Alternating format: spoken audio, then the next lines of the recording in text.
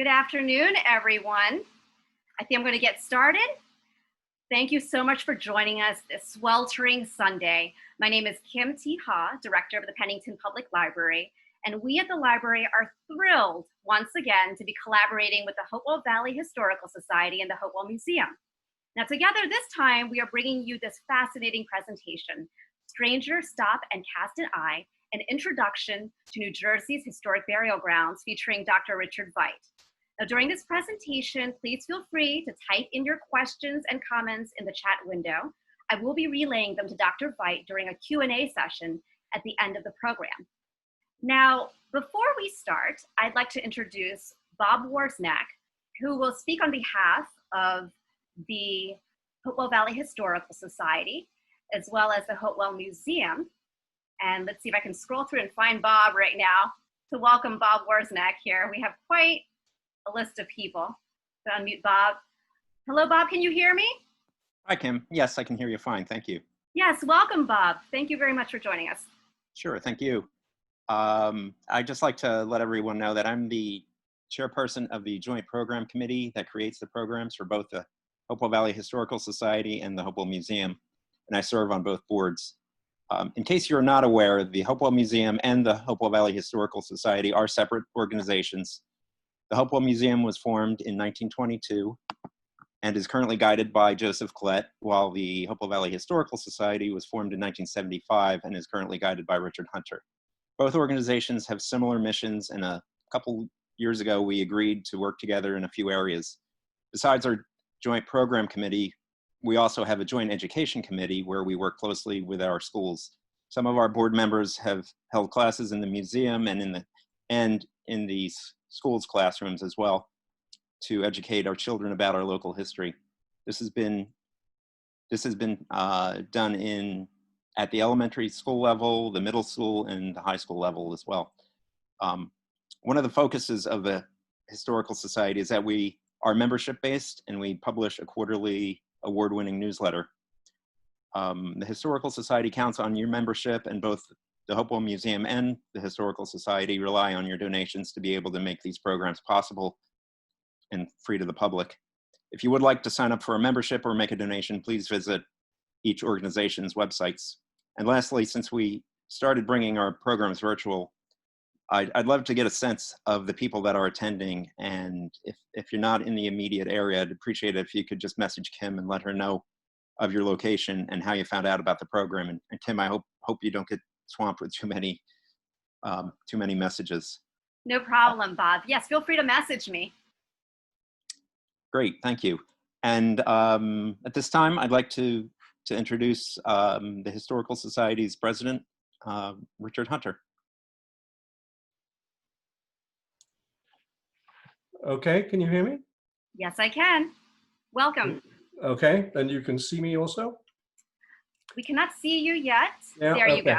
All right, let's start again. I wanted to start actually by thanking you for the wonderful series of programs you've been putting on in the past few months. The Pennington Library is just a wonderful organization here coordinating these lectures, so thank you so much. I think the number of people here tuned in is testimony to how well you're doing this.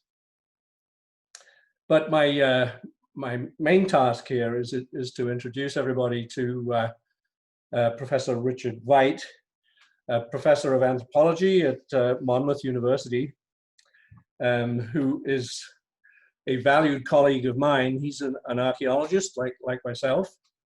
He's also a good friend who I've known for many years. And in my view, he is the premier historical archaeologist in the state, quite possibly in the entire region. He's a extremely well-respected, well-published, well-known archaeologist to many of us. So just a few examples of his work around the state. He's worked extensively at Jockey Hollow, at Sandy Hook Lighthouse, and perhaps what I always find the most interesting and entertaining talks that he gives are the ones about Point Breeze, Joseph Bonaparte's estate that was located right outside of Bordentown. If you get a chance to hear him ever speak about that, I highly recommend it. I'm also very privileged to be currently working with Rich at the Trent House in Trenton, where last year we did a field school at the Trent House. We hope to do another one next year, and on a site that is proving to be very, very rich indeed. So, Rich, you are a wonderful speaker. You have a wonderfully light touch. You have a great verbal charm. I guarantee everybody is going to enjoy this so much, and consider it a sort of, it's kind of like an FDR fireside chat. I guess it would be an RFV fireside chat. And with that, you are on. So go for it. Richard, thank you for that. That was a wonderful introduction. I really appreciate it. And I appreciate the opportunity to have worked with you on so many projects, and for the invitation to speak at the Pennington Public Library, virtually, of course, and for the Hopewell Valley Historical Society and the Hopewell Valley Museum. And I want to thank Kim T. Ha for putting this event together, for Cheryl Jackson, who sent some photos, which will show up in the presentation. So Cheryl, I hope you're out there. And for the library staff, which was incredibly helpful. And for Bob's help as well. So let me see if we can share screen here.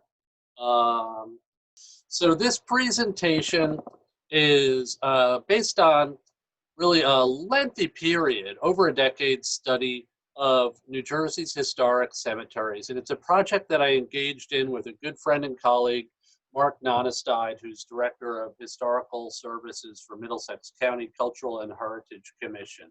And as part of that project, we visited hundreds of New Jersey cemeteries. It's titled Strangers Stop and Cast an Eye, and that's from a colonial epitaph, the small inscriptions we see at the bottom of gravestones.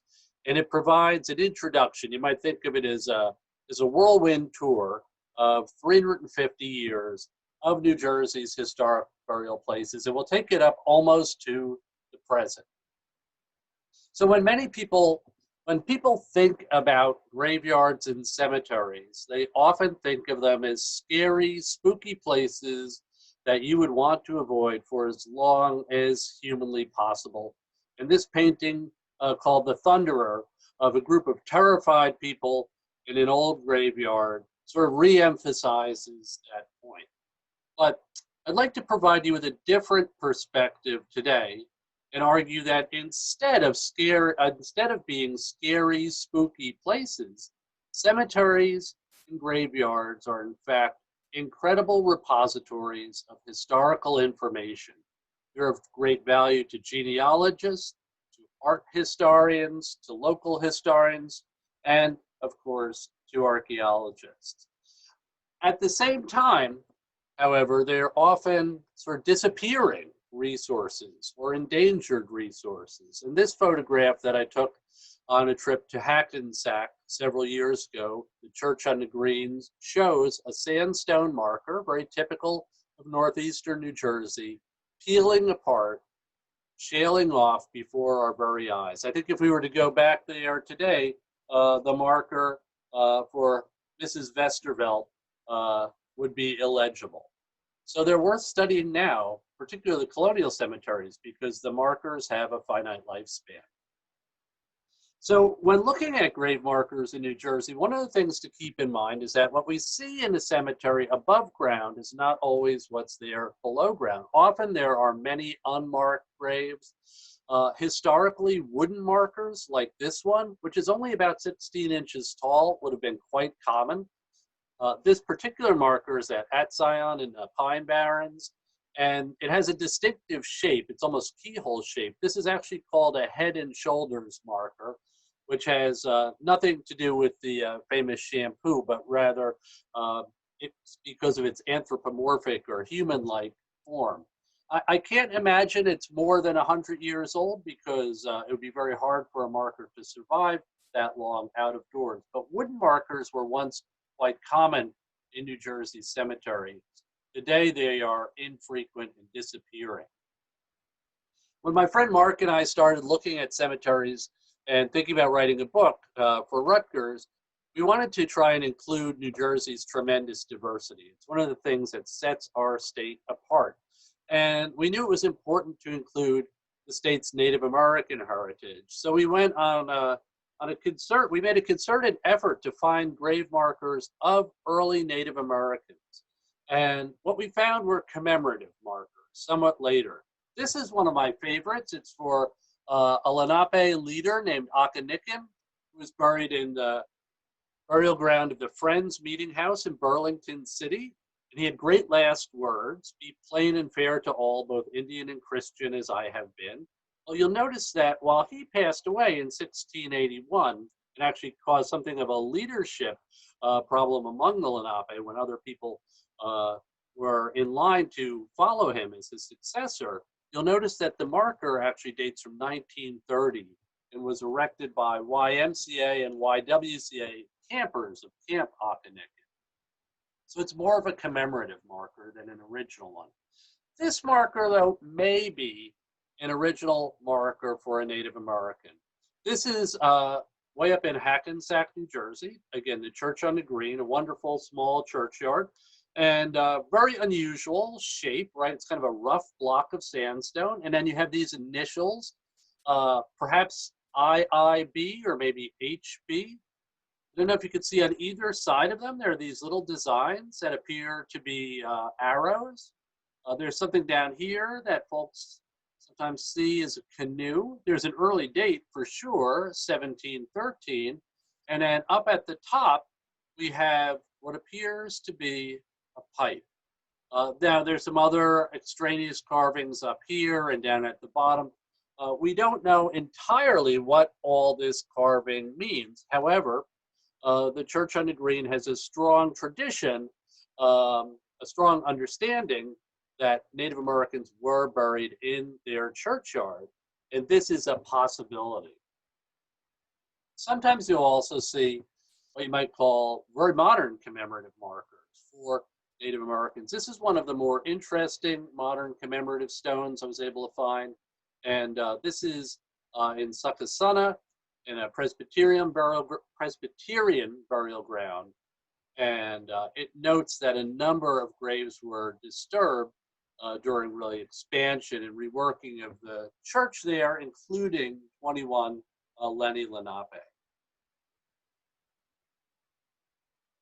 By the 1600s, European settlement had begun in New Jersey.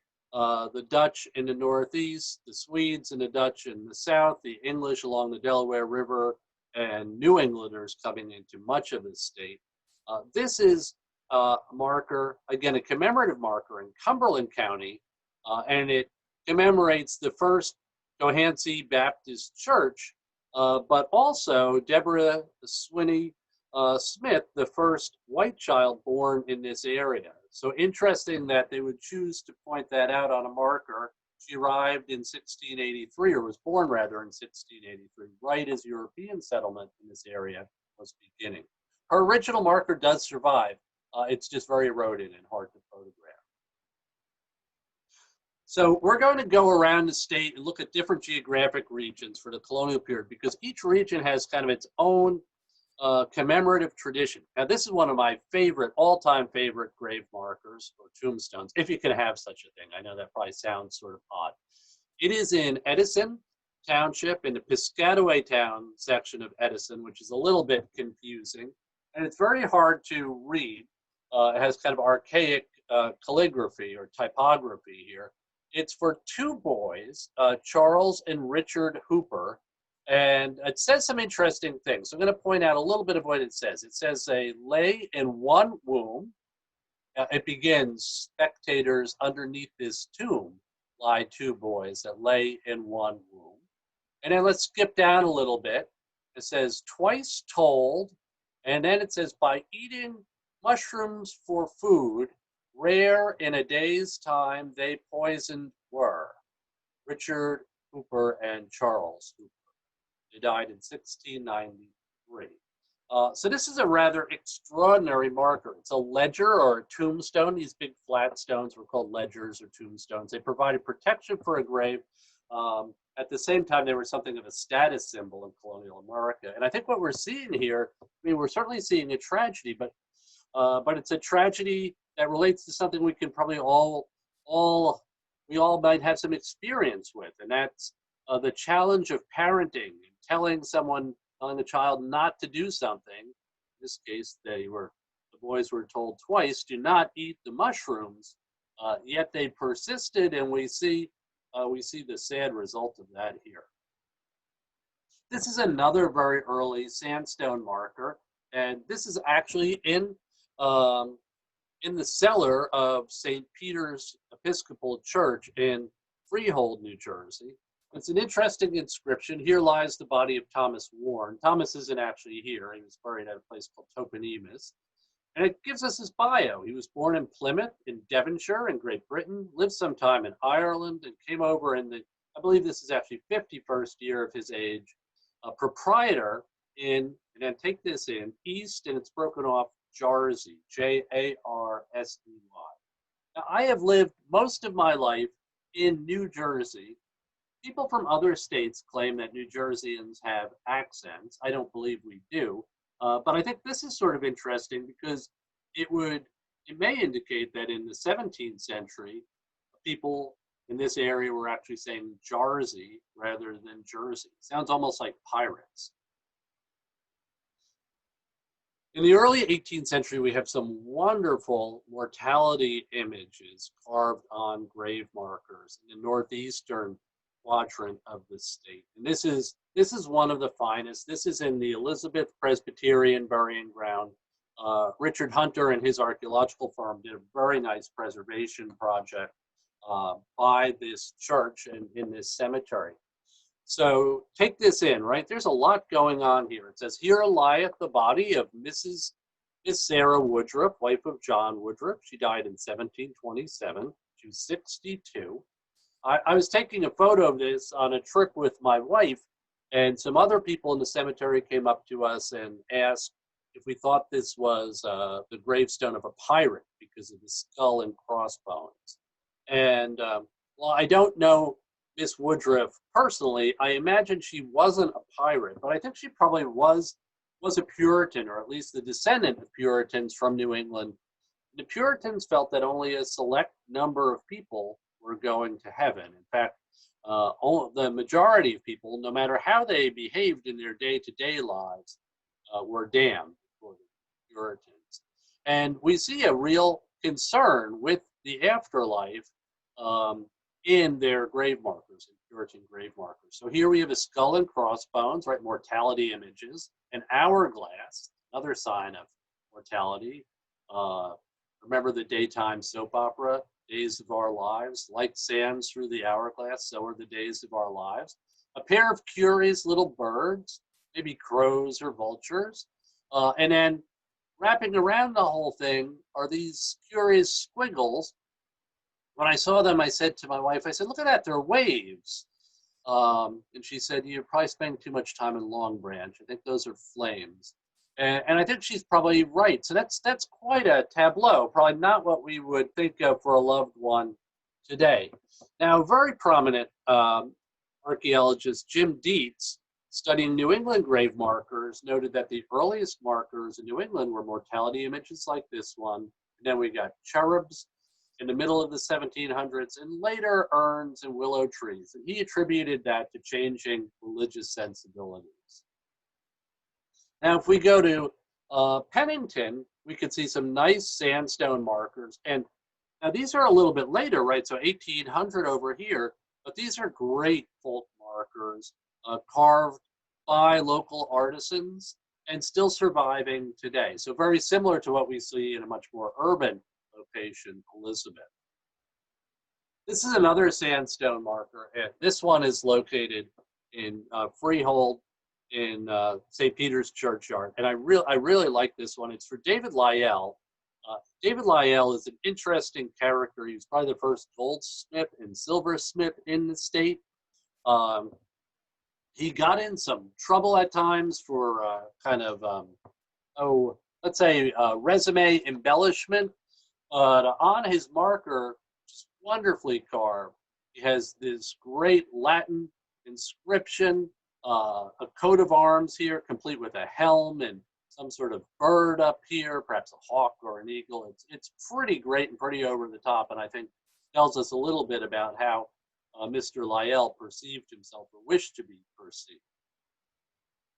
These are more typical New Jersey sandstone markers from the 18th century. The one on the left is in Marlborough Township, a place called Toponimus, and it's a little bit worse for wear, but there's some interesting things here. It's from Mr. Alexander Clark, and you notice that he was born in New Jersey. Again, he died quite young, 37.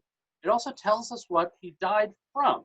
That's unusual because people who are purchasing grave markers were literally paying by the letter. So this is an added expense, and it tells us that he died with the cancer.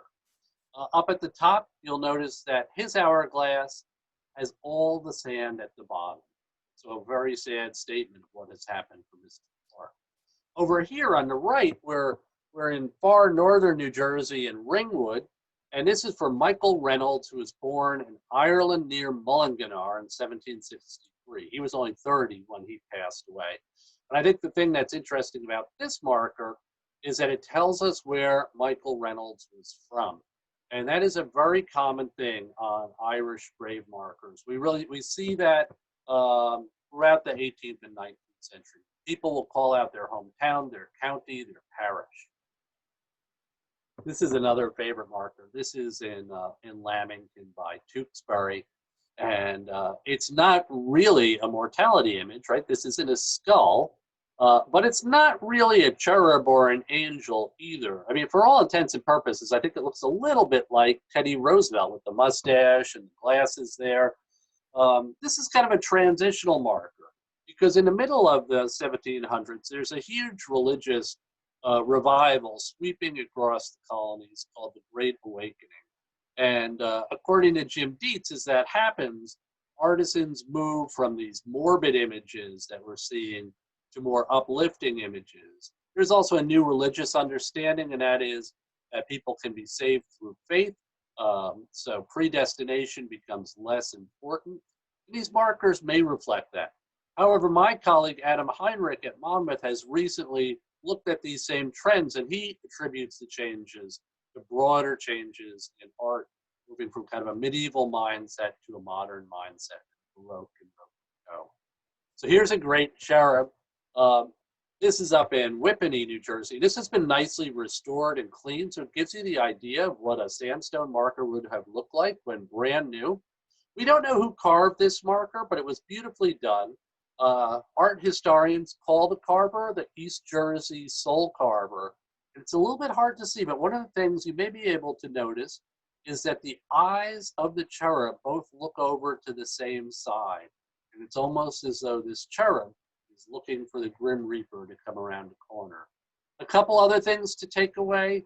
John Bigelow, buried here, did not look like this. This is not a depiction of John, but of a generic angel-like creature. Here's a local Pennington example as well. So very similar. This one hasn't been carved yet, but hasn't been cleaned yet, but it is wonderfully carved. Two more of these cherub markers. These are by the individual that I would consider New Jersey's preeminent colonial carver. His name was Ebenezer Price, and he carved in downtown Elizabeth, New Jersey. This marker is sort of fun. It's in Westfield's Presbyterian Churchyard. It's fun in terms of its shape, right? It's really curvaceous. It looks almost like a Coca-Cola bottle. But what they're probably doing there is making the marker look like an hourglass. The other thing to take away with this is the little letters down here. This should all be underground, but it's showing today. Those letters, A, E, I, O, U, Y, right? It's almost, it's kind of like going back to grammar school. Right there we have our vowels. And what I always imagine when I see this is Ebenezer Price saying to one of his apprentices, Abner, give me the vowels one more time. You don't quite have them yet. And that apprentice making them very carefully in a place that will be hidden on the stone. marker on the right is in Woodbridge's Presbyterian churchyard. And it too is sandstone. It's for a man who died during the American Revolution, Captain Nathaniel Fitzrandolph. He died in 1780. He was 33. He was killed at the Battle of Connecticut Farms. The marker talks about how he was a patriot.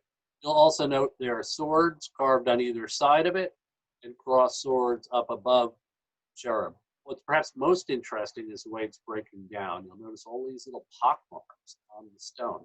So local tradition has it that the reason we're seeing all those pock marks is because British soldiers used this marker for target practice during the Revolution. While we can't say that's true, it is an interesting story, so it may be apocryphal. Here's another wonderful price marker.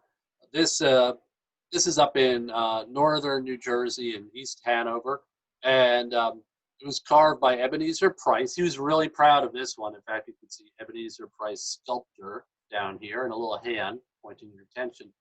But what's unusual about it is we have a person in a coffin, not what you would expect on a grave marker. So this is Mrs. Catherine Eckley's tombstone. And Mrs. Eckley was the victim of a most unfortunate accident. She, while returning home from visiting her son at Princeton University, was riding in an open carriage up and down the hills of Morris County, and her husband had gotten out to make it easier on the horses and was walking along next to the carriage. She was peeling an apple with a penknife and apparently hit a bump. A most unfortunate bump because the penknife entered her chest, killing her on the spot, and her bereaved husband commissioned a really wonderful monument in her memory. I think Mr. Eckley is actually quite lucky that they didn't have detectives or forensic scientists, because the whole story, which was published in the very early 1800s, to me seems quite contrived. But it did give Ebenezer Price a wonderful opportunity to show off his talents. Now, I just wanted to show you an example of an epitaph. This marker is up in Succossona, and it's for Lois, the wife of Silas Getting. And the thing to take in is the bit at the bottom, the epitaph. My fellow youths, though young and gay, you must ere long be turned to clay, and as you would be truly wise, be ready for your last surprise. So it's an epitaph, pretty grim, but it even has a little bit of humor, and I like that. I think that sort of exemplifies the whole presentation this afternoon. People were competitive in colonial America, just as they are today. And sometimes we see box tombs like this one.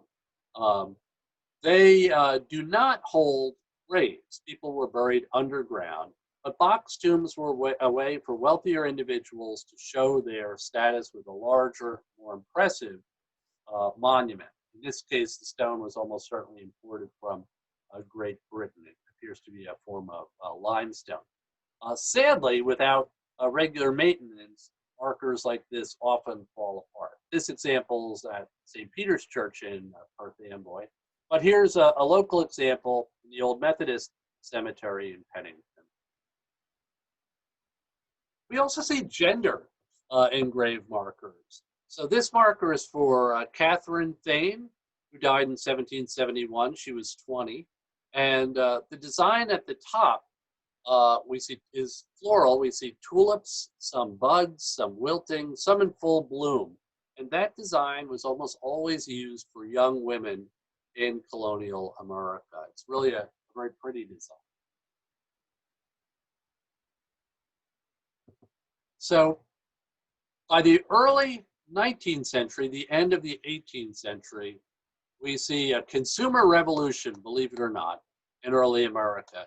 And there are a number of new gravestone carvers coming into the market, and they need to advertise their wares. And this marker shows us one way of doing it. It's for Mary Dunham. She died in 1795, and she was 52. She lived in what today would be Edison Township. You can see her monogram up here, MD, just like you might get on a sweater from Land's End or LLB. And then carved around her monogram, you'll notice there's another name. It's broken off, but it should read Jonathan Hand Osborne, 1796. So that's very interesting because Jonathan Hand Osborne is not buried here. In fact, Jonathan Hand Osborne lived and died in Scotch Plains. However, he did carve this marker and apparently chose the top of it as the best place to advertise his skills. So let's hope that paid off for him. Now, if we go even further north to Bergen County and Passaic County and Hudson County, we see Dutch language markers. Often they're quite simple, carved on field stones. This is a nice example. It's for Abraham Ackerman, who died in 1791. This is another Jersey Dutch marker. In fact, this one is in New Brunswick.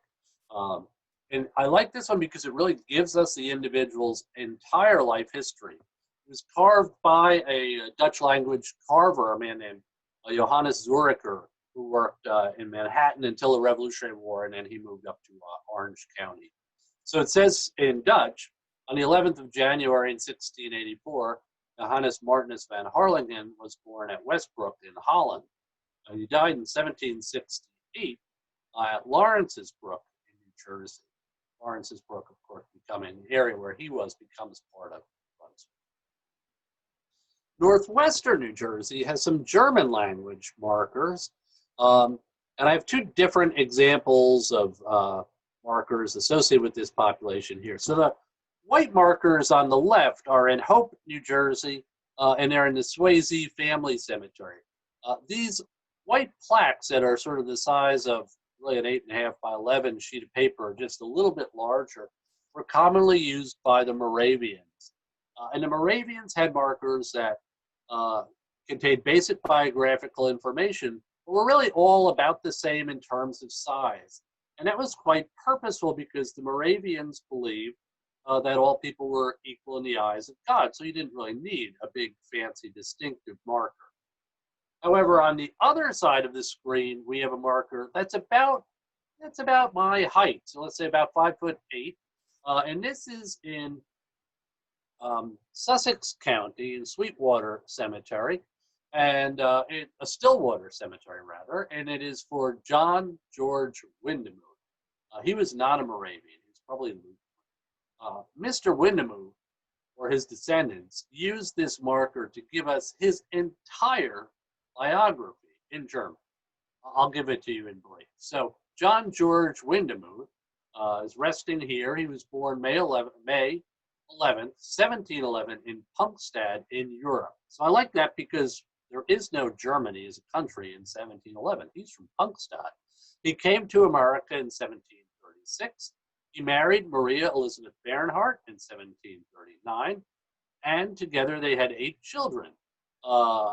He lived in this land 43 years, 3 months, and in 1782, on the 19th of December at 10 o'clock in the evening, he died. His age was 71 years, 5 months, and 8 days, and he leaves behind 3 sons and 3 daughters still living.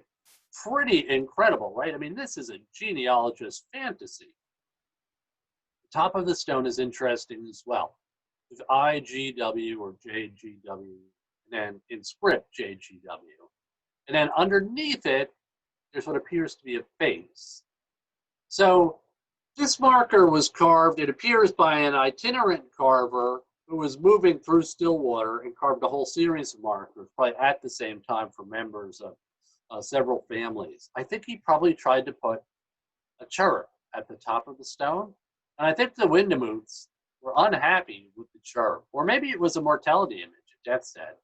And they asked to have it removed, which the carver did, scratched it away, and then replaced it with initials, which given the time period would actually have been a more common form of decoration. In coastal Monmouth County, and to some extent in Middlesex County along Raritan Bay, we see slate markers. And these are just as you would see up in Boston or Providence or Newport, Rhode Island. They were imported from New England. And this is a wonderful example. This is for Joyce Hance. She died in 1722 or 23, we'll come back to that in a minute, which was 39 years old. This stood the test of time very, very well. And it's got, I like it, it's an optimistic hourglass, right, with wings bearing that hourglass upwards. This is in Rumson, in a very small cemetery there.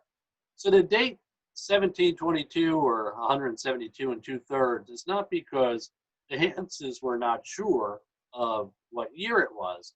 It is because people of colonial America were moving from one calendar system to another.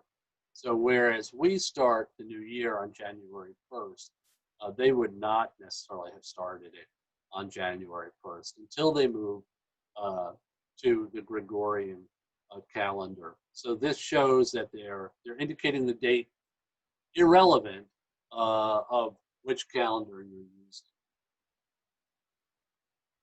Now here's a curious marker. This is carved on marble or limestone, almost certainly quarried in southeastern Pennsylvania. And our local marble does not stand up well to acid rain.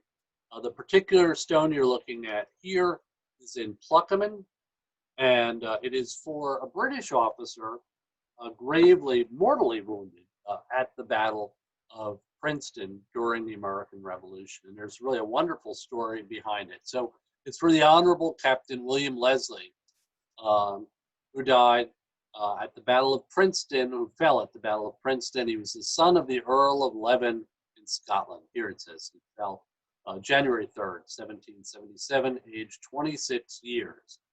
You can faintly see another name down here, Benjamin Rush, MD, Philadelphia. So poor Captain Leslie is terribly wounded at the Battle of Princeton. Benjamin Rush, perhaps America's most prominent physician at the time, kind of the equivalent of Dr. Oz, is on the battlefield treating American wounded, comes across young William Leslie, and they recognize each other because Rush had trained for medicine in Scotland and had been very good friends with the Leslie family. In fact, courting William Leslie's sister for a while. Rush has Leslie taken north with the American troops as they move towards Morristown.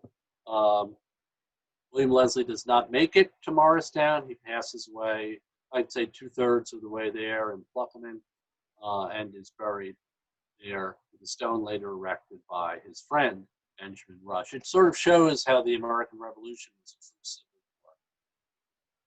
So realtors will tell you it's all about location. And this grave marker speaks to that idea. So this is a gravestone within a church. It is in the aisle of Christ Episcopal Church in Shrewsbury, New Jersey.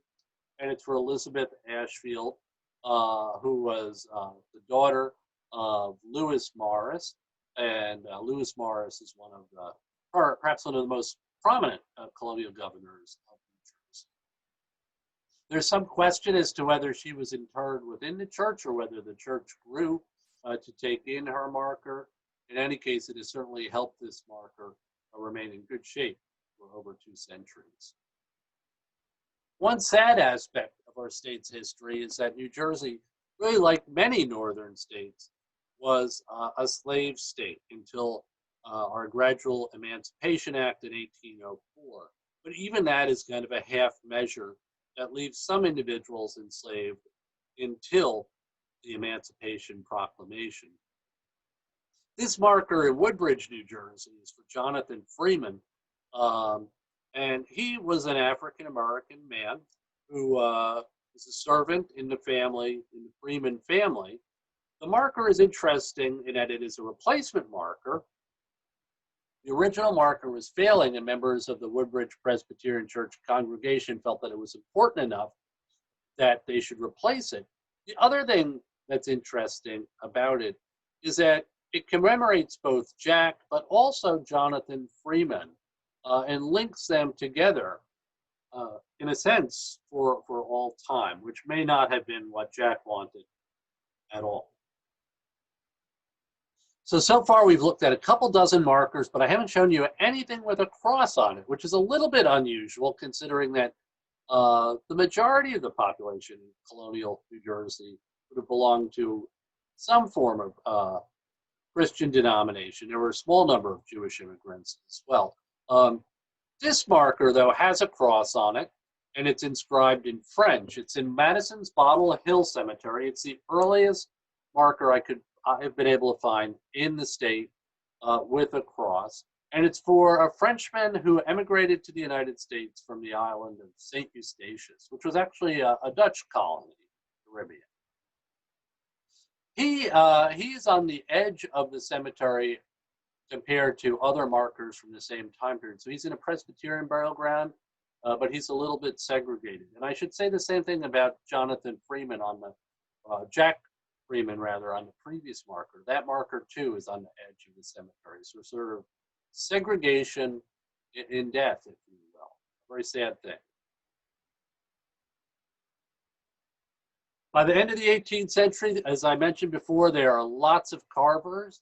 This is a wonderful document from Rutgers University Special Collections and Archives at Alexander Library.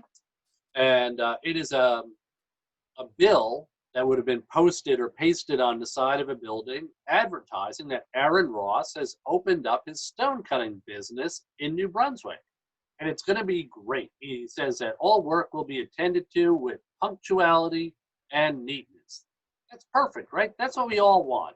Certainly what I want from my students. However, sometimes problems crept in. And this marker for Martha Moore really highlights that. You'll notice a name has been rubbed out and replaced with the name Michael Moore. So Martha was married twice, and it appears that the stone carver got her husband's names in the wrong order. It's been very embarrassing. The surviving husband went to pick up the stone and found that according to the stone, he was out of the picture. The offending husband was rubbed out and replaced with Michael Moore, and the marker went in. Hopefully they got a discount on it. Now this is, I have to say, one of New Jersey's most incredible grave markers. So if you'll read along with me, it's for Abraham Van Gilder, born on the high seas, October 1701. Departed this life February the 28th, 1818. Aged 116 years, 4 months. So that's in a world without HMOs, without really, without antibiotics, without so many things we take for granted today. But it's the fine print that's really the kicker. So here it says, rebel against heaven this man had been, full years 116.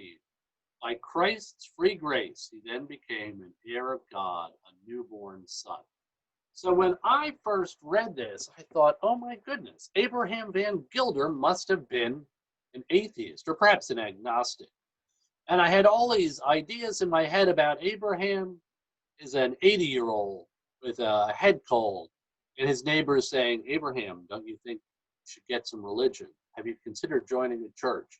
And Abraham saying, no, I'm fine, leave me alone. And Abraham at 100 years old, with a kidney stone and bad arthritis, and again his neighbors saying, how about joining a church? And Abraham saying, pshaw, get out of here. And then finally timing it out so that right before he dies, he joins the Seventh-day Baptists and gets this wonderful marker. However, a student, a very bright student, once said to me that there's a different interpretation here. And what she said is, maybe he's a rebel against heaven, not because he's an atheist or an agnostic, but because he's just living so long that he's outlived all of his contemporaries. We don't know. He's actually the only Van Gilder with a stone in the Stelton Seventh-day Baptist churchyard. So a curious, curious stone. If we go down to South Jersey, here we are at Pleasant Mills or Green Bank, right outside of Batstow. You find some gravestones that aren't stones at all. In fact, they're cast iron markers. They reflect the importance of the iron-making industry in New Jersey's Pine Barrens. Interestingly enough, even though they are cast iron, they are not actively rusting. In fact, if you get up close to it, they're legible today, though they're from the 18 teens and 1820s. And that speaks to the characteristics of the bog iron that was being used to make cast iron in southern New Jersey. So now we're up to about the 18 teens, 1820s, and imagine instead of being at home watching this on a screen or in a library, we're looking at the window of a church. We look at the burying ground, and oh my, it is chock-a-block full of stones. This is a problem. What are we going to do? Well, we see a transformation in American burial practices in the 19th century with the development of cemeteries instead of burying grounds and churchyards. So with cemeteries, we have corporate bodies that incorporate, they buy pieces of property, they landscape them, they plant trees, sometimes they create ponds for fish, and they encourage the public not just to go when someone is being interred, but to visit these open spaces associated with America's first great cemeteries. So these start out in Boston with Mount Auburn, followed quickly by Laurel Hill in Philadelphia, the Greenwood Cemetery in Brooklyn, and Mount Pleasant Cemetery in Newark. Typically, these cemeteries will have an ornate or elaborate gate so that when you enter the space, you know you are someplace special. This will often house cemetery offices. This is Mount Pleasant in Newark, really the state's first great, these are actually called rural cemeteries, though that was because they were just outside of cities. Today, Mount Pleasant is fully enveloped in Newark. The other thing that happens in the 1800s is we move from gravestones, grave markers, to monuments. Real three-dimensionality. And there's so many different carvers that it's almost like picking out a class ring in high school. You look at a pattern book and you say, oh yeah, so I'd like this sort of, I don't know, this looks kind of like a pineapple. I'd like one of those with a swag. Maybe you can give me a couple lion's heads on top of it. And for each little detail, you're paying a bit more. Here's a nice example of this style marker, a pattern book marker. This is in Hunterdon County, and it's for Hester Warren. And Hester's husband, John Bellis, was a gravestone carver. And that helps, of course, if you want to get a really nice marker. But it resembles very strongly this pattern book plate. However, there's something else going on here. Note, first of all, she passed away in 1857. However, up here, there's something inside a porcelain locket. And if we do a close-up, there is Hester Warren herself. So today we think of ourselves as being fascinated with technology, our iPads, our phones, you name it, Siri and our devices. Well, people in the 19th century were fascinated with technological improvements too, and photography was definitely one of them. And we can see that represented in this marker. This is another favorite sort of 19th century limestone or marble marker, and that it's a gravestone with a picture of a gravestone on it and a man in mourning at the stone. He's got to tip his hat. So marble transported by new rail networks and carved sometimes with pneumatic or steam-powered chisels allowed Victorian gravestone carvers to produce true works of art. This is the Richter Monument, which is in Camden, New Jersey, and it looks like, you know, it fit just as well at the Philadelphia Museum of Art across the Delaware. Beautifully carved. There's some details. Granite, quarried in New England and also down in Georgia, can now be shipped by rail up and down the east coast of the United States and ultimately across the continent. This is an obelisk, a very Egyptian design that was quite popular among the Victorians. This is reputed to be the state's largest obelisk. It's in Mount Prospect Cemetery in Neptune, New Jersey, and it's for Henry Bennett, who owned a series of vaudeville houses and later movie houses that made him quite a fortune. born in Vermont, spent a lot of time in California, but ultimately died in New Jersey. And it is enormous. Here too, this is Eglinton Cemetery down in southwestern New Jersey. Some fun uses of granite, a nicely stuffed living room chair for the Fowlers. And I feel a little bit sacrilegious saying this, but I have to tell you, I have sat in the chair, and it is surprisingly comfortable, especially given that it's made out of granite. So Victorians had a bit of a sense of humor, too. Other things about the 19th century, it was a time period when people joined lots of organizations.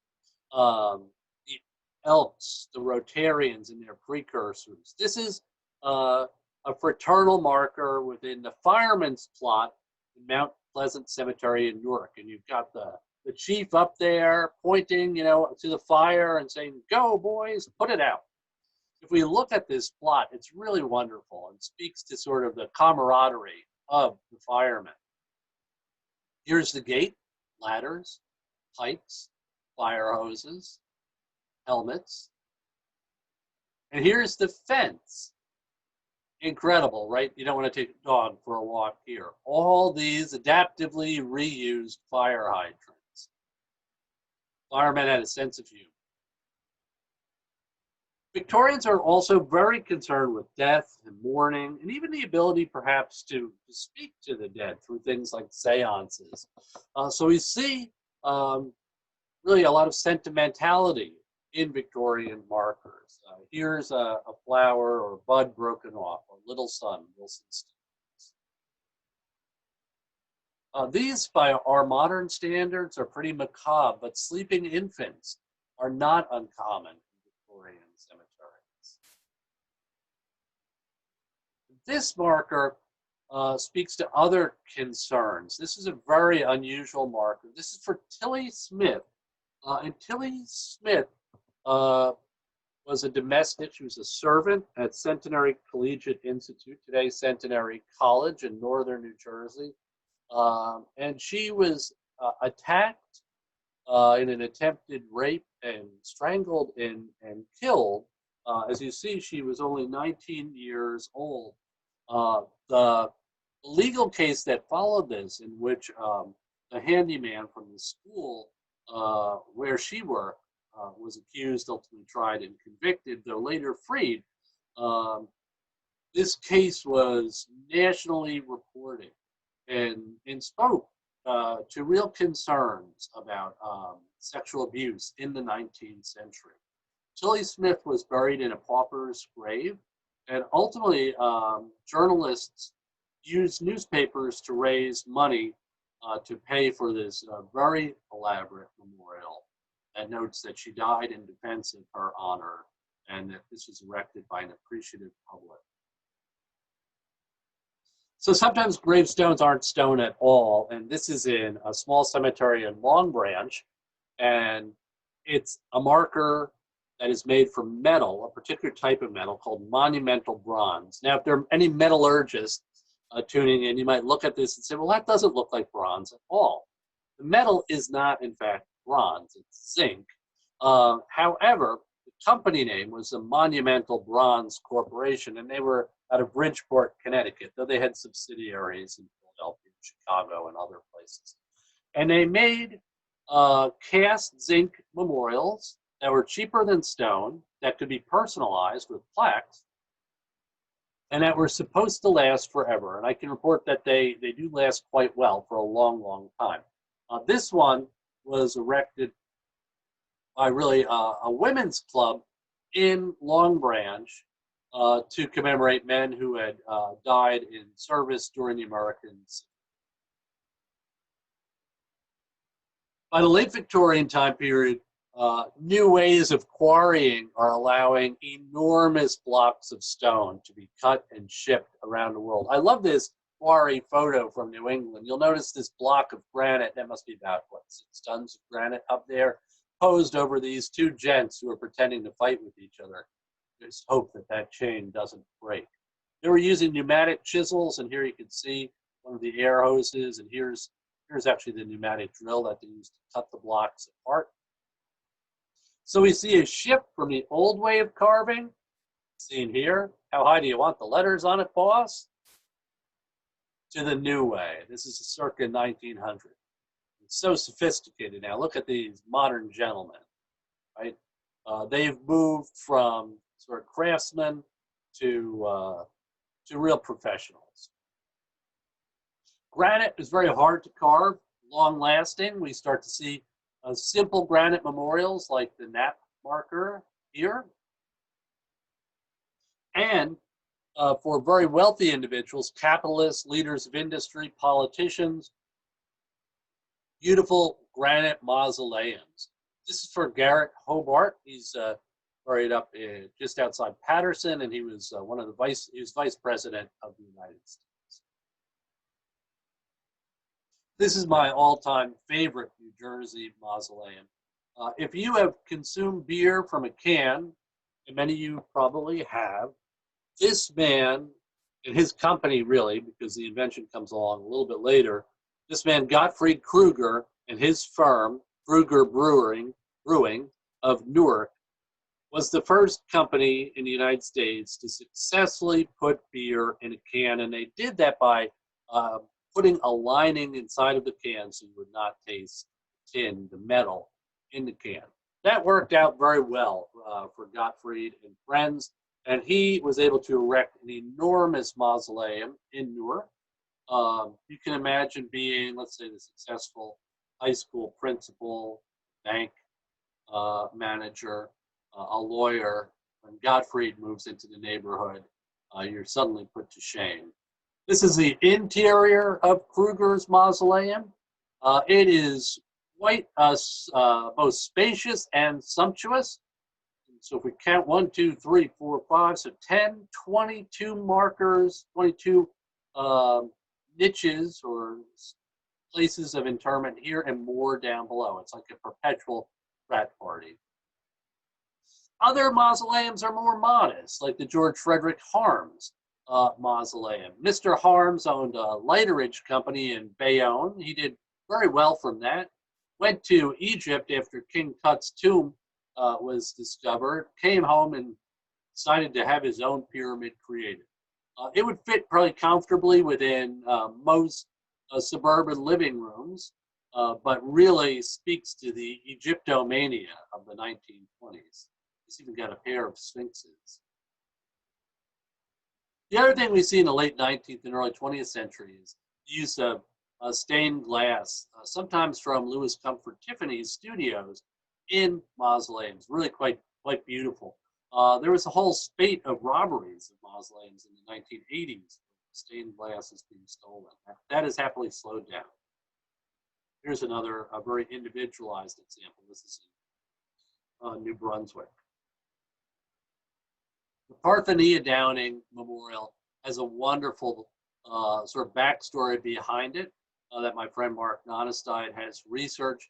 Apparently, when Mr. Downing passed away, his wife would come to visit, and she had set up an endowment that would pay for a little electric light inside it, and she had a bench and a space heater, and she'd come quite regularly. You can imagine her rolling up in a big, beautiful car, right? This is an era of excess, the 1920s, kind of like the Great Gatsby. And she would go in and she would hang out with her deceased husband. And when she was leaving the mausoleum, she would, if she had found that his sarcophagus, also of marble, was dirty, she would leave her smudged white gloves on the cemetery caretaker's desk to show how displeased she was with the maintenance going on inside the mausoleum. Now, of course, most of us aren't captains of industry or famous politicians. So this was the poor man's, well, let's say the middle class man or woman's alternative to the individual or family mausoleum. This is their Fairmont Memorial, which is a community mausoleum associated with Newark, New Jersey. Mark and I went to visit it at the holidays when it was decorated with wreaths and ribbons, and the chipmunks were playing, of all things. Simon Theodore Alvin. Can you imagine as you're walking down the corridor? It's quite attractive. It can hold about 4,000 of your closest friends. That's about the size of, a good-sized liberal arts college in the United States today. And this is from their advertising, again, from the early 20th century. So here you see why you don't want a grave, right? Clingy children, family members paying no attention, mud and rain, just terrible. On the other hand, voila, the community mausoleum. Everyone is attentive, children are no longer clingy, it's beautiful, it's sanitary, it's hygienic, a real improvement. The other major shift that happened starting in California and moving east in the early 20th century is the growth of the Memorial Park.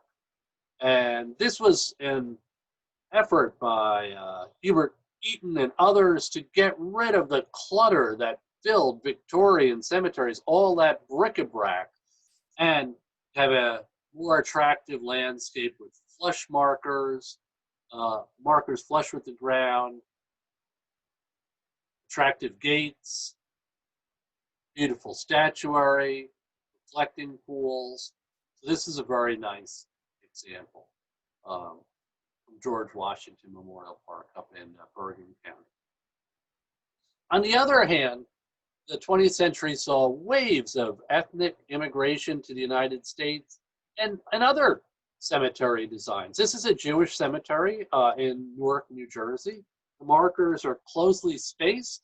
The iconography is different. The designs are different, and you can see a lot of enamel portraits commemorating deceased loved ones. This is also a Jewish cemetery. This is in Roosevelt in western Monmouth County, New Jersey. Roosevelt is a fascinating community from the 1930s, and it was also home to a number of noted artists, including perhaps most prominently Jacob Landau. And the memorials there really reflect the art of the time. So in doing my research, there are these major themes, but then there are also sort of sub-themes. So New Jersey has a long, and from a mariner's perspective, dangerous coast. So in cemeteries up and down the Jersey coast, we find markers for victims of shipwrecks. This is one of the more impressive. It's for the victims of the New Era shipwreck, and marks the grave of 240 German passengers out of some 300 on a ship that wrecked in 1854 off Deal, New Jersey, close to Long Branch. The survivors of that horrific shipwreck erected this marker over the mass grave of their comrades. On the other hand, Charles Dixon, seen here, was the sole victim of a ship sinking in the 1880s. All of the other crewmen on board were able to get off to safety. Charles, who was a cabin boy, not quite as strong as the other members of the crew, was unable to hold on to a rope, fell back into the raging waters, and passed away. And he is buried at Mount Prospect in Neptune with the ship's anchor. African-American graveyards until the 19th century are less visible in the landscape, though certainly present, because the markers were often homemade or ephemeral. However, with the Civil War and later conflict, African-American service personnel can receive government-issue markers. This is at the White Ridge Cemetery in Eatontown. It's one of my favorites. It's for William Powell, and he was a private in the 9th U.S. Cavalry during the Indian Wars. He died in the 1930s. So Mr. Powell would have been what today we would call Buffalo Soldier. This is also in that same cemetery in Eatontown, and it's for a member of the Richards family. And it shows a dapper gentleman in his bowler, probably from about 1880, 1890. Unfortunately, the marble marker has suffered from weathering and perhaps some vandalism too.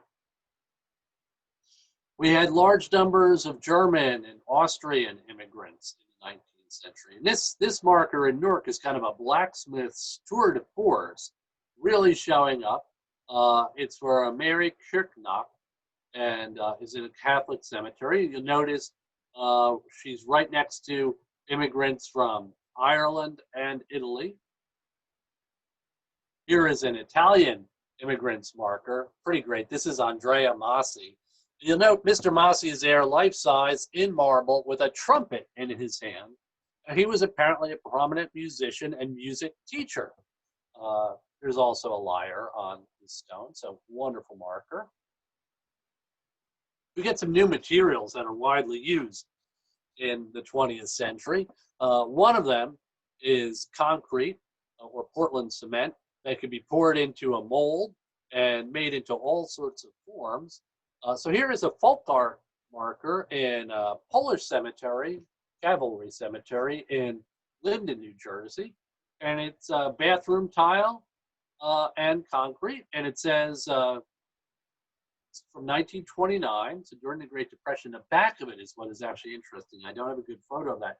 But the back says, Frank Blasco, builder, Linden, NJ, and then it gives you his 4-digit phone number. So you can call up Frank and say, Frank, that is wonderful. I would love to have one of these, and he could presumably knock out another one for you.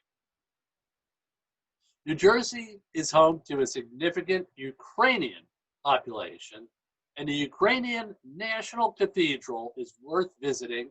It is St. Andrews, and it is located in southbound Brook, Somerset County, and some of the memorials there are mind-boggling in their artisanship. This is one of my favorites, a life-size Cossack, and imagine coming around to Boxwood and being confronted by him. Here's another great one for Yaroslav Kulnik, a film producer shown with the tools of his trade, and my all-time favorite, Mykola Zaborsky, who was an engineer of bridges, and note the design, right? We also have a substantial but little known Romani or Gypsy population, and they put up some fabulous markers often before they've passed away. There's kind of a competitive aspect to this. So here is Estevano Costello, the international legend, a powerful man known all over the world, judge, lawmaker, inventor, singer, composer, musician, entertainer. He did it all. And here you see him and his wife, his middle-aged or older individuals, and this is sort of the apotheosis of Estevano and Matrona, his wife, where they are up on a cloud in heaven. Very, very interesting stuff. Nearby, in the same cemetery, this is Evergreen Cemetery in Hillside, New Jersey. We have Singing Sam Stevens, the music man, decorated for the holidays. There's Sam himself, and some of his greatest hits today. Ale, Lale, Basso, Spava, Oi, Leno, Banca, Church Song. Presumably these are greatest hits within a certain certain sort of ethnic context. And another favorite, Big G and Lovable Rose. How great to be Lovable Rose and Big G forever. So in this case, this single monument takes the place of 5 more modest monuments. Apparently it was paid for in cash. And when I took the picture while George had passed on, Lovable Rose was still very much with us. Jumping down to Jackson in Ocean County, New Jersey, you see another population. This is a Buddhist section of a Russian cemetery for people who are Kalmyk. They were displaced individuals after World War II. So we have a Buddhist prayer wheel up here. Names that look almost stereotypically Russian, Natalia Badmanova, but portraits that show us that this is a really different group of people. So fascinating stuff. Here's a modern Chinese cemetery where the markers are oriented according to Feng Shui principles and are very, very colorful. This is a Cloverleaf Memorial Park in Woodbridge. We have Muslim cemeteries. This one is in Totowa, up by Patterson. And it's a Turkish section of the cemetery. So we see Great Mosque, or Hagia Sophia, in Constantinople, now Istanbul. See the Quran open at the top. Mount Ararat over here. Wonderful, wonderful artisanship. Here are some Egyptian American markers in Linden. And I should also point out that people have tried to use almost any material you can imagine for grave markers. These are ceramic terracotta grave markers. The one on the left in blue is in Metuchen. It's real folk art. There isn't even a name on it, but there is a St. Christopher medal. And the one on the right is an Alpine cemetery in Perth Amboy. It looks like granite, but that is the beauty of this material, terracotta, that was used for early skyscrapers, and that with the right glaze, it can imitate almost any other material. Here are two more of those ceramic markers, and they speak to the importance of the ceramic industry in New Jersey, where Perth Amboy and Trenton, South Amboy, Sayreville were all Woodbridge were all major centers for the production of ceramics. I like this one especially for Owen Revell, whose friends from Lambeth, England, paid for the marker. My last example of a ceramic marker, this is in Metuchen Hillside Cemetery, and it's for Bruno Grandellis. And it's a life-size angel with sculpted with incredible detail. She's soaring heavenward. She's carrying a little boy in her arms. And down here it says Bruno Grandellis. On the back it says, "Your father made this, AD 1905. Research that Mark Nonestein and I carried out showed that Mr. Grandellis was a famous Italian sculptor who came to America, worked in the terracotta factories in Perth Amboy. His son died while they were living there. He went on to many major commissions, especially in Washington, D.C., including the bronze doors to the Library of Congress. On the other hand, we have grave markers today that are showing up that are made out of plastic. And I think that this is a decidedly bad idea, because one distracted youth with a lawnmower could easily remove such a marker unintentionally. Now, while there are these broad trends, there are also individual stories that are sometimes really curious.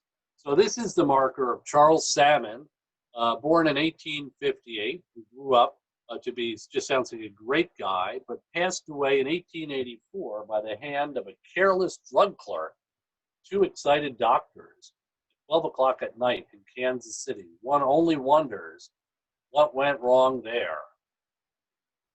We see military service. And here is an incredible life-size World War I soldier in Hunterdon County, Abram Philhauer, died in France. You see hobbies on grave markers.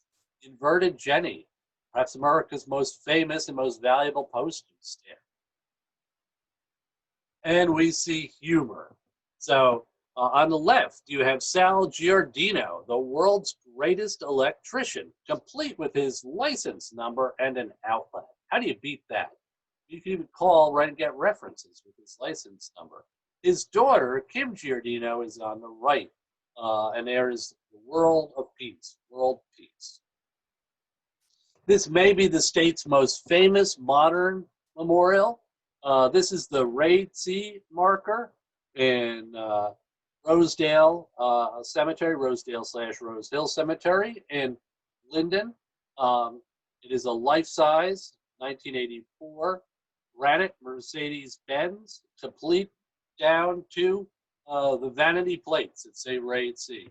There is a tragic story behind this, in that Ray died before he could get his driver's license. His father had promised him a car, and his father delivered on it.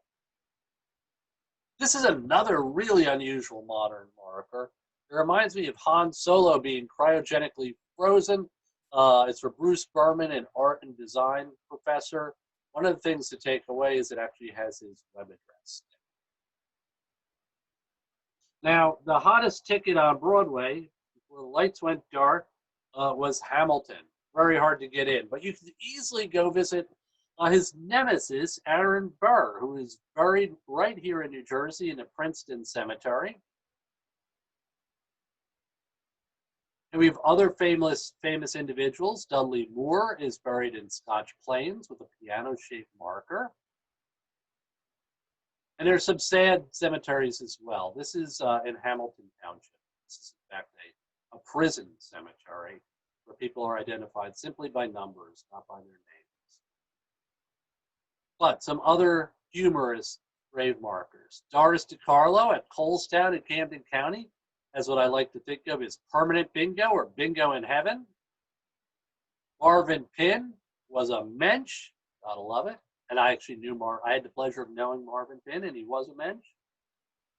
William Hahn in Princeton. I told you I was sick. Well, he wasn't kidding. And the Three Stooges, maybe the ultimate in humor in Hillside Cemetery in Metuchen. And this is a humorous grave marker for folks who love grave markers. John O'Brien. He's dead and I ain't lying. He isn't actually. He's very much alive. He loved history. He is history. Now, in the past, when I've given presentations, folks have pointed out that I didn't have any pet cemeteries. So very quickly, here are a couple pet markers. Squeaker Moshe, my best friend, the joy of my life, apparently a Jewish cat. Killer Vernotico, quite an old dog at 18. Killer dog, the best dog I ever saw. We love you. So to wrap up, New Jersey's cemeteries are just an incredible repository of information about our past as a society. They're like an open-air museum. Unfortunately, many of them are suffering from vandalism, like this Jewish cemetery in Newark, and from neglect, like this Colonial cemetery in Colts Neck. So I want to encourage you in closing to go out, visit a cemetery, take some pictures, think about the stories they tell. They were meant to communicate with future generations. And this marker sort of sums that up. And this is our last image. So here you see Mrs. Coutraneo. And she's in Oceanport, New Jersey. And she appears to be listening to a stone.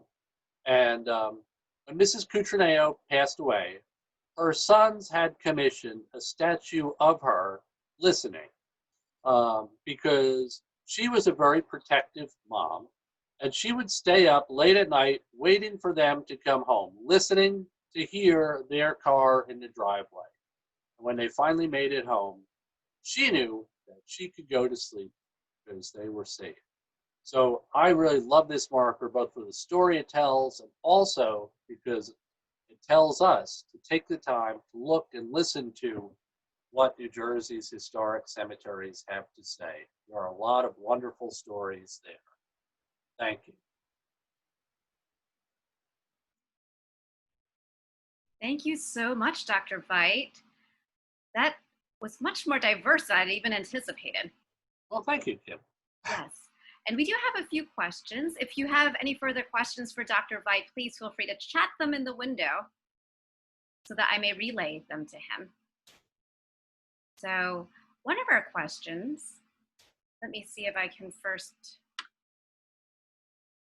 change the screen a moment. One of our first questions, which was earlier, and since the beginning of your talk, you've mentioned a number of different materials used to make these gravestones. You've mentioned slate and sandstone and cast iron, granite, even plastic. So could you speak more about the, I guess, the different types of materials and which types are best for longevity, and I guess the significance behind the choice of these materials? I know you mentioned a little bit as we went through time with what was available. Yeah, that's a great question. So in Colonial, New Jersey, most of the markers in the Northeast are going to be sandstone, which is sort of brownish or reddish, sort of like the brownstones of New York City. And that lasts pretty well, but frost action can break it apart. In southwestern New Jersey, we see more marble. So Pennington is like right on the line because you have stuff from northern New Jersey and southern New Jersey. Slate we see mostly in New England. If you want something that's going to last almost forever, granite is the answer. It really does have the longevity that nothing else has. Wow. And that was interesting. You mentioned plastic too. I had never seen anything like that before. Is that just a rare They're occurrence? not that common, and I kind of hope they don't become that common. Yeah. I just don't know how long they will last. Yeah. Yeah, that was very interesting. It was interesting because I think you see that there was an attempt to make it look not like plastic too, but you can still tell. That was very interesting. We have another question from John Allen. Has anyone ever contoured the date of first occurrence of new headstone lithogy, i.e. fieldstone to marble or limestone across the state?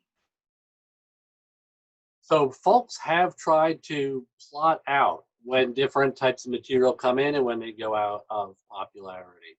I don't have the exact dates because it actually sort of varies from place to place in front of me. But you can, it's very patterned. It's almost like the popularity of a pop song where things, but it goes over decades. It'll come in, sort of a battleship curve, goes up and then drops back down. Yeah, yeah. Someone asked earlier in your talk about the different images on, starting from the beginning of your talk with the images of the skull and the crossbones and the cherubs, and then they noted some of the variation, minuscule variation. Was there much leeway for the carver to add their signature touch to it, or? There's a bit, but that's a great question because you can sometimes, it's like, I guess as art historians would look at a painting and sort of say, oh, this must be the work of, let's say, Michelangelo because it's painted a certain way. With the headstones, you can often tell by the carving who carved it because they'll produce faces that look almost identical. In fact, I didn't show it a good example, but one of my favorite carvers is a fellow named Uzel Ward. He carved in Newark, and his cherubs have pear-shaped heads. They've always got like big jowls. And I always wonder, like, if Uzel Ward were to walk into the room, would he have big jowls like Izzy Gillespie? Because he always carved that style. Wow, fascinating. And Paul also asked, you just mentioned one name, but are there any other well-known grave carvers in New Jersey? He is interested in the colonial period in particular, but is there a list somewhere of these well-known carvers and how to track their works? Yeah, there are, because a fair number of the carvers actually signed their work. So if Paul wanted to reach out to me through email at rveit@monmouth.edu, I can point him towards some of the sources on carvers. And it's actually a fun thing to visit colonial cemeteries and try and find as many carvers as you can. Ebenezer Price was prominent, Uzel Ward, and Price actually trained a whole number of apprentices whose markers look a lot like his, but not exactly. And he had trouble with them. So sometimes his apprentices ran away and he would advertise in a newspaper and he'd say, like, Abner Stewart is 6 foot tall and has blue eyes. And he ran away, but I'm not mad at him anymore. If he would please come back. So they're interesting stories behind the artisans. Wow. And are these carvers, they themselves, were they located in a particular area? Like, do you have competition if you're located in a particular area? Should you move away from other carvers, or where would you find them based? It's like a restaurant today, or restaurants today. So they were located in different areas. Philadelphia had a number of carvers. Elizabeth and Newark had a lot of carvers because they had good access to stone. And then by about 1800, there are carvers who are popping up in like smaller cities like New Brunswick, and by the 1800s in places like Princeton. And they're sort of like opening, it's not quite franchising, but they're opening up their own shop and trying to compete with the big guys. Wow. I can imagine that. That's a story in and of itself. Yes. So Beth Mills has a comment. New Jersey has African American cemeteries that were created out of necessity because of segregation in burial grounds. She wants to know, have you visited any African American cemeteries? I have, yeah. And they are, I think, thankfully seeing more attention than they have in the past. So I have one cemetery that I highlighted in the presentation is a place called White Ridge, which is an African-American cemetery in Eatontown. But there are a number in Monmouth County and Mercer County, Somerset County that have recently seen nice cleanup projects and interpretive signage being erected. So that's an important part of our history that scholars and members of the public are really starting to focus on. That's good. That's good. And I loved how you featured a number of different diverse cemeteries. Very interesting to see the diversity there. Kate O'Neill wants to say, she said, this was great, thank you. Just want to know if you recommend a visit to Riverside Cemetery in Trenton as a good example of rural cemetery movement. It seems to be full of excellent examples of the memorials you mentioned. Maybe it's Riverview. She's trying to remember which one. So Riverside or Riverview? Okay. Yeah, so Riverview is fantastic. It is well worth a visit, particularly if you're in sort of the Mercer County or northern Burlington County area. It has a lot of wonderful Victorian monuments. It has an enormous monument for George McClellan, who is a general during the Civil War and a political candidate who runs against Abraham Lincoln, loses, and later is governor of New Jersey. It has Charles Conrad Abbott, our state's first archaeologist. So and it has a famous sort of Edgar Allan Poe Raven theme marker. So it's definitely worth a visit. All right. Another question for you about a particular cemetery. Ava and Jody want to know if you've been to one of the oldest Jewish cemeteries in Vineland, New Jersey. Oh, so they have stumped me because I have not been to that one. Oh, wow. You've been stumped, so now you have a challenge. Challenge. There's someone with a thought. Catherine is suggesting, could the birds on Sarah Woodruff's stone be ravens, a symbol of death? Speaking of ravens, you mentioned ravens. I think they could be, but I've had other folks say that I have peacocks in colonial America were seen as sort of a symbol of like eternity, and they were very popular. So the birds are a little bit ambiguous to me. I think raven is probably a pretty good guess. I would go with that, but it might be something else. All right, we'll go with raven. Okay. So Tara wants to know what the future is of cemeteries. Will there still be land to use for new cemeteries? So that is a really interesting question. So traditional cemeteries are certainly filling up. And that's a problem with many historic cemeteries because once they use all their land, they no longer have a source of income.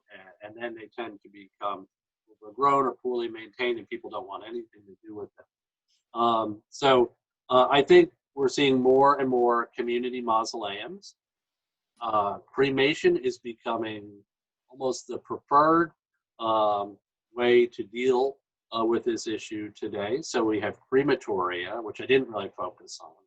And then some cemeteries are doing really unusual things. So there are some green cemeteries in southern New Jersey where you would be buried in essentially a biodegradable coffin without any embalming or any chemicals. So that's really very much back to nature. And on the other hand, there's kind of cool technological things. There's a cemetery just outside Princeton where and this is a terrible analogy, but if you're familiar with vending machines, so you want a Snickers bar and you push like A7 and the Snickers bar falls down. You go to a kiosk and you can press a number combination and your deceased loved one pops up in a video and it says a few words. So my goodness, almost futuristic. Wow, I'd never heard of that before. That is interesting. I had never heard of that before. So would you have a list of nearby interesting cemeteries to visit? So I think the easiest way to do that was maybe I can email people who are... Yeah, folks can certainly reach out by email. There are two books, one that Mark Nonestein and I wrote about New Jersey cemeteries that lists all the cemeteries we visited, so that might be useful to folks. And a woman, Jan Sarapin, wrote a wonderful book through Rutgers Press about New Jersey cemeteries that also has like different tours you can take. So those would both be good sources. Okay, thank you. I think that is it. We have a lot of comments of thank you, this is so interesting, and people suggesting that you visit some of the cemeteries in Pennington, which I think you have, I recall. So thank you so much. Do you have any other further comments? And Bob Worsnack just told me to remind everyone, if you're from out of state, please email me or add a comment about where you're tuning in from, because I know there are people tuning in from Maryland right now, people from Kansas, and others out of state. Pennsylvania, I know I received a note from. So, yeah. So, and say thank you. Yeah, and Dr. Veit, if you could, I guess, email me the titles and authors of those books again to email to everyone, so they have something written. And if you don't have anything else, if you don't mind, I usually do a little plug for some library programs at the very end. Sounds good. So basically, starting today, and I'm so excited, starting today throughout the next week, we have a free online screening of the documentary Catching Sight of Thelma and Louise available to view. And this documentary takes a look at the same people's reactions to the groundbreaking film, Thelma and Louise, 25 years ago and today. And then we will have a post-film Zoom discussion on Sunday, July 26th, that's next Sunday at 3 p.m. Eastern Time, led by past president of the Princeton YWCA Newcomers Group, Donna Wolf. Now, I mentioned before, but I very recently watched Thelma and Louise, and I am just very impressed by this film. I just feel that it's very important and it's very relevant today as it was back 25 years ago, over 25 years ago. So if you haven't seen it, watch Thelma and Louise, watch our documentary this week, and join us next Sunday. I'm looking forward to it. And then also another program I'm also very excited about is another collaboration with the Historical Society and the Hopewell Museum. Next month on August 18th, to recognize the centennial of the 19th Amendment's ratification granting women the right to vote, we shall be hosting author Nancy Kennedy. Now, Nancy will be presenting a Zoom talk entitled Women Win the Vote, the Suffrage Fight in 3 Acts. And this will be on Tuesday, August 18th at 7 p.m. Eastern Time. This talk is open to anyone. The recommended ages would be 9 and up, but I encourage people of all ages, kids, teens, and adults to attend. Nancy's recent published book, Women Win the Vote, 19 for the 19th Amendment, is a young adult title that is very well researched, interesting, and an absolutely essential read for kids and adults alike. Now, when I spoke to Nancy, which I think Nancy's probably in this room right now, Nancy told me that she wrote the book because she hadn't seen other books out there that detailed the lives of suffragettes from their childhoods and examined the influence of their upbringing and backgrounds on their commitment to the women's suffrage movement. So I learned a lot from reading this book, and I'm very excited about this program. Now, if you want to learn more about our upcoming programs and to register, please check out our website, penningtonlibrary.org. I'm also going to email everyone a survey for today's program. So let me actually copy the link to the survey and put it in the window for everyone so that you may comment, give us some feedback, and give us suggestions on what else you'd like to hear. I know Dr. Veit has a number of other interesting possibilities for programming. So, you know, let us know. We are very interested. Also, Kate just asked, will a recording be available? We are recording. It's actually on my long to-do list in terms of making these recordings available, but it is on my to-do list. So once I have those available, I will make them known, all of the available recordings for our programs through our social media and through our mailing list. So if you aren't on our mailing list, in our survey, you can be added as well. All right, and every Sunday, I always tell people to enjoy the beautiful weather. It's very hot today, though. So I'm going to say, stay cool, stay hydrated, and stay safe. And hopefully, I'll see you soon on Zoom. And thank you again to Bob Worsnack and the Historical Society and the Hopewell Museum. Thank you, Dr. Hunter, and thank you, Dr. Veit, for joining us. All right. Bye-bye.